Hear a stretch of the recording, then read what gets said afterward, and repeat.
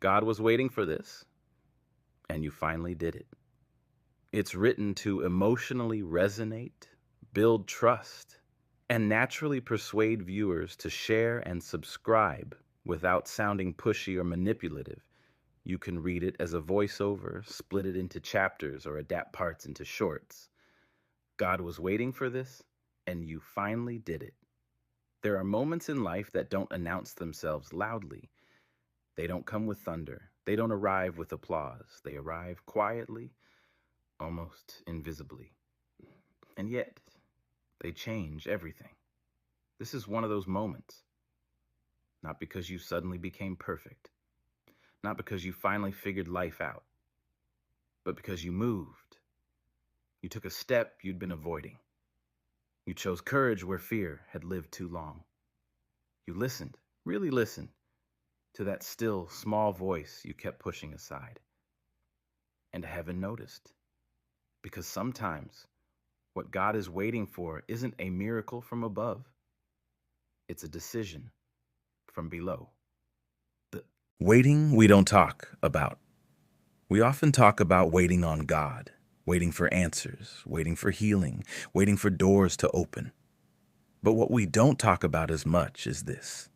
Sometimes God is waiting on us, waiting for us to forgive, waiting for us to let go, waiting for us to stop running from who we were created to be. Not because God is impatient, but because love never forces. God doesn't drag us into purpose. He invites us. And invitations can sit unopened for years. The fear that keeps us still. Let's be honest for a moment. You didn't delay because you were lazy. You didn't hesitate because you didn't care. You waited because you were afraid. Afraid of failing, afraid of being seen, afraid of trying again and being disappointed again. Afraid that if you gave your whole heart this time, it might still not work.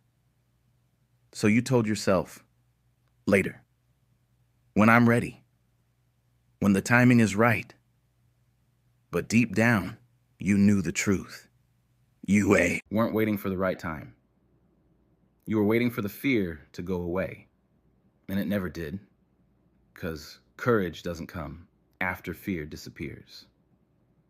Courage comes when you move with fear still in your hands. The moment you finally moved, and then something shifted. Maybe it was exhaustion. Maybe it was prayer.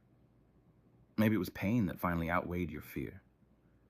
Or maybe it was simply this realization. Staying the same was costing you more than changing ever could. So you did it. You sent the message. You started the journey. You said yes. You said no. You walked away. You returned. You moved. And in that movement, small as it may have felt, God was waiting. Not with anger, not with judgment, but with grace. Why this step mattered? So much you might think. It was just one decision. But heaven doesn't measure moments the way we do. That step wasn't just an action. It was alignment. Alignment between what you believe, who you are, and who you're becoming. It was proof, not to God, but to you, that faith still lives in your bones, that hope didn't die. It was just resting. God's timing and human obedience. There's a mystery here worth sitting with. God's timing is perfect, but it often unfolds through human obedience, not after everything is clear, not after the path is fully lit, but step by step, light by light. You didn't need the whole map. You only needed enough courage for the next step, and that's what you gave to the one who almost gave up. If you're listening to this and thinking, this feels like it's for me, then let me say this clearly. You're not late. You're not disqualified. You're not forgotten. Delays are not denials. Detours